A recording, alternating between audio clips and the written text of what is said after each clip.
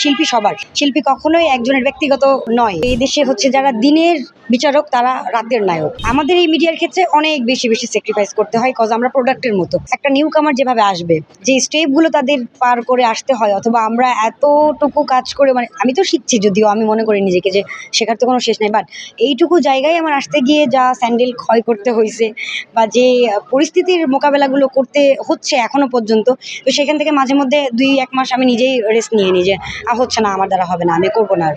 তো একটা মানুষের ব্যাড মন্তব্য এবং কি ব্যাড ইনফরমেশনে আপনি যখন রং মানুষগুলোর সাথে আপনার স্বপ্ন পূরণ করার জন্য নেমে পড়েন, ওইটা হচ্ছে সবচেয়ে বড় ক্যান্সারের মতো আপনার বডিতে আসলে সবসময় থেকে যাবে, ইজিলি যাবে না। ক্যান্সার তো এই রেজাল্ট দেখা যায় ভালো, এই খারাপ। তো ব্যাপারটা এরকম, আমাদের মানুষ সিলেক্ট করতে হবে যে কার সাথে আমি কাজ করছি।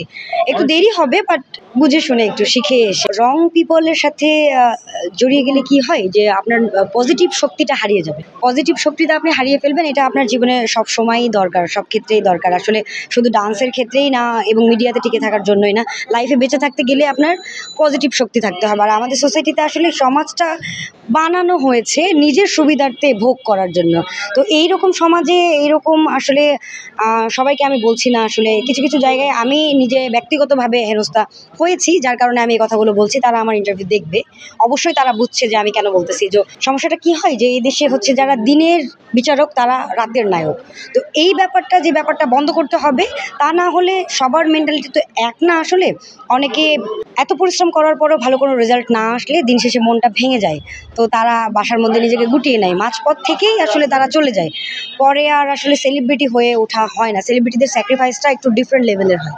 এত ইজি না আসলে কোনো কিছু, সব কিছুর পেছনে অনেক বেশি স্যাক্রিফাইস থাকে। বাট আমাদের এই মিডিয়ার ক্ষেত্রে অনেক বেশি স্যাক্রিফাইস করতে হয়, কজ আমরা প্রোডাক্টের মতো। আমরা একটা প্রোডাক্ট, আমরা একটা মুক্ত পাখির মতো আমাদেরকে উঠতে দিতে হয়, যার কারণে অনেক সময় রিলেশনেও আমাদের সমস্যা হয়ে যায়। বাসার মানুষের সাথে ঠিক মতো যোগাযোগ, কমিউনিকেশন থাকে না দেশের বাইরে কাজে গেলে। নিজেকে প্রোডাক্টের সাথে তুলনা করার কারণ হচ্ছে শিল্পী একটা প্রোডাক্ট। শিল্পী সবার। শিল্পী কখনোই একজনের ব্যক্তিগত কারো নয়। আমি আমার হাজবেন্ডের ব্যক্তিগত হতে পারবো না, আমি আমার বাড়ির ব্যক্তিগত হতে পারবো না, কজ আমার একটা দায়বদ্ধতা আছে। আমি যদি কোনো একাডেমিতে কাজ করি, আমি যদি কোনো সংস্থার সাথে কাজ করি, সেইখানে আমার একটা দায়বদ্ধতা থেকে যায়। তো সেইখান থেকে আমাকে আমার শিল্পকলাকে বিক্রি করা হচ্ছে। আমি আমার শিল্প জানি, এটা আমার ট্যালেন্ট, এটাকে আমি বিক্রি করে আমি চলতেছি, আমি শিল্পী হয়েছি, আমি স্টার হচ্ছি। তো সেই ক্ষেত্রে অবশ্যই আমি একটা প্রোডাক্ট। কারা হ্যাম্পার করছে? কিছু ইউটিউবাররা, কিছু জার্নালিস্টরা। এরা জার্নালিস্ট না, আসলে চাইলেই তো জার্নালিস্ট আর ভাইরাল হলে আর্টিস্ট হয় না। এই ভাইরাল আর আর্টিস্টের বিষয়ে যেমন কিছু মানুষ পার্থক্যই বোঝে না, জার্নালিস্ট আর ইউটিউবারদের মধ্যেও মানুষ পার্থক্য বোঝে না। এখন রিক্সাওয়ালা, যেরকম রিক্সাওয়ালা সেই ক্যাটাগরিরই কথা বলবে, আমি তাকে হেও করে কথা বলছি না। একটা বিএমডাব্লিউতে যারা ঘুরে বেড়ায় তাদের মেন্টালিটিটা কেমন, আর যারা রিক্সা লেভেলেই যারা ওঠা বসা করে, যারা ওই রিলেটেডই শেষ, যেখানে জন্ম হয়েছে ওইখানে মারা যাবে, এর বাইরে যে পৃথিবী একটা আছে, অনেক কিছু করার আছে, এগুলো তাদের কোনো আইডিয়াই নেই, তারা শিখতেও চায় না, কেউ শিখলে তাদের ভালো লাগে না। সো আমি রিক্সাওয়ালাদেরকে রিক্সাওয়ালাদেরকে নিচু করে কথা বলিনি। রিক্সাওয়ালা মানে একটা বাংলা গালি বলে, এই রিক্সাওয়ালার বউ, মানে থাকে না একটা গালি মানুষ বলে। তো এই ক্যাটাগরিতে আমি রিক্সাওয়ালা মানে নিচু মেন্টালিটির মানুষকে আমি বোঝানোর চেষ্টা করেছি। তো যারা এরকম, তাদের কথাবার্তা এরকমই হবে, সেক্ষেত্রে আমার কিছু করার নাই।